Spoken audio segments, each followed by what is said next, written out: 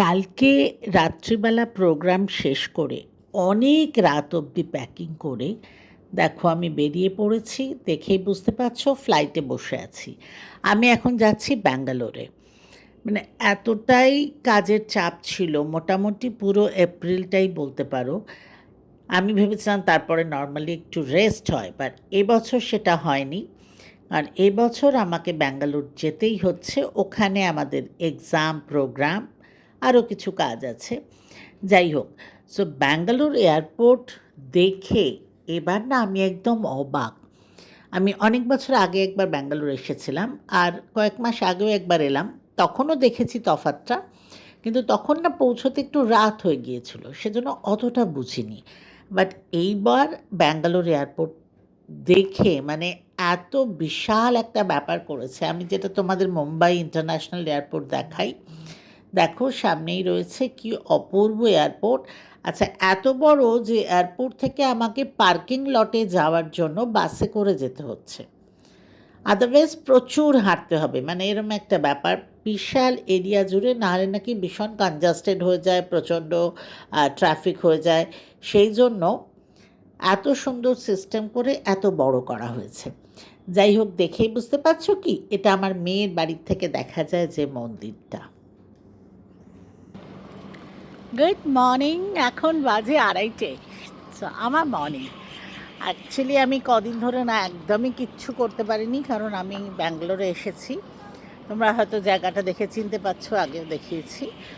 আর 2 দিন ধরে আমাদের এক্সাম চলছিল, তো এতটাই ব্যস্ত ছিলাম কিছু করা হয়নি। সেজন্য ছোট্ট একটু তোমাদের সাথে জাস্ট কথা বলে নিচ্ছি, আর তোমাদের একটু এক্সামের অল্প অল্প দেখাবো।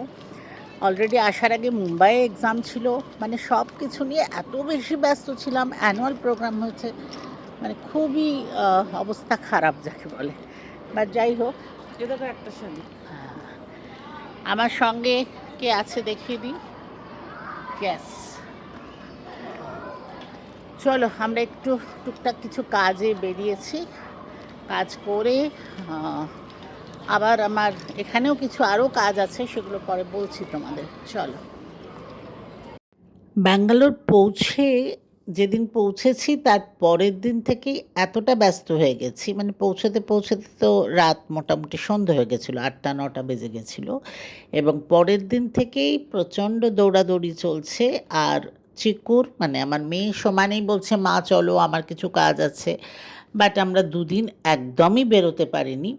বাট আজকে ও বললো যে যেতেই হবে, তো ওর সঙ্গে প্রথমে গেলাম টেলারের কাছে।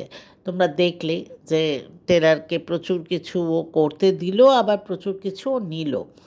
তারপরে ওখান থেকে ও গেল নেল আর্ট করাতে। এটাও সমানে বলছে, মা আমার নখগুলো একটু করাতে হবে, কিন্তু আমাদের যেহেতু সময় হয়নি। বাট এটা করতে এত সময় লাগলো যে আমার আবার খিদেও পেয়ে গেছে। তো আমরা ওখানে একটা ক্যাফে থেকে একটু স্যান্ডউইচ, কফি এসব নিয়ে গিয়ে ওই নেল সেলুনটাতে বসেছি। বাট তোমরা জানো, ধরো যে করছে তারও ধৈর্য লাগে, তার থেকেও বেশি ধৈর্য লাগে যে না করে ওখানে বসে আছে। তো আমি যে কতক্ষণ বসেছিলাম সেসব মানে এখন আর সেভাবে হিসেব বলতে পারবো না, কিন্তু বহুক্ষণ ধরে ওয়েট করতে হয়েছে ন্যাচারালি।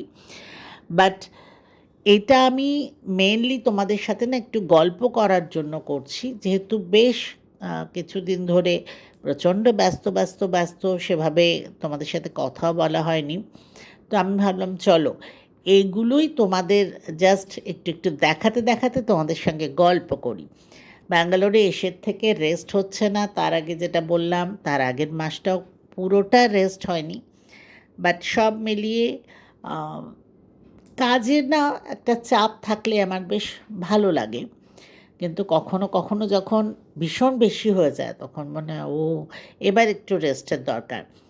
বাট ফ্র্যাঙ্কলি স্পিকিং, যে যতদিন ব্যাঙ্গালোরে আছি আমার রেস্টের কোনো সিন নেই। মানে এত বেশি কাজ আছে এখানে আমার, একটার পর একটা। আমি চেষ্টা করব তোমাদের সাথে যতটা পারি শেয়ার করতে। অলরেডি আমাদের 2 দিন এক্সাম হয়ে গেছে, আর এইসব করে আমার কালকে একটু এক জায়গায় যাওয়ার আছে 3 দিনের জন্য, আবার ফিরে এসে বেশ কিছু কাজ আছে। বাট দেখো কথা বলতে বলতে ওর কিন্তু মানে নেলসটা খুব সুন্দর হয়ে গেছে। আমার তো খুব পছন্দ হয়েছে। ডেফিনিটলি ওরও পছন্দ হয়েছে কারণ ও ভীষণ খুঁতখুঁতে। ওর পছন্দ না হলে তো ও বলত আবার পুরোটা রিমুভ করে আবার করো। বাট ওর পছন্দ হয়েছে, এটা তো খুব শান্তির ব্যাপার। আমারও খুব ভালো লেগেছে। চলো। দেখো আমরা টুকটাক, টুকটাক কাজ করতে, করতে কিন্তু অনেক দেরি। এখন কটা বাজে রে? প্রায় 4:45 না? 4:45 বাজে, আমাদের এখনো লাঞ্চ হয়নি। তো যাচ্ছি বাড়িতে বা লাঞ্চ করব। তারপরে আরও অনেক কাজ আছে। ওর ক্লাস আছে, আমার একটু প্যাকিং আছে কারণ কালকে আরেক জায়গায় যাওয়া আছে, সেটা পরে বলবো। যাই হোক চলো এখন আজকের মতো তোমাদের এখানেই বাই করি। বাই করে দাও।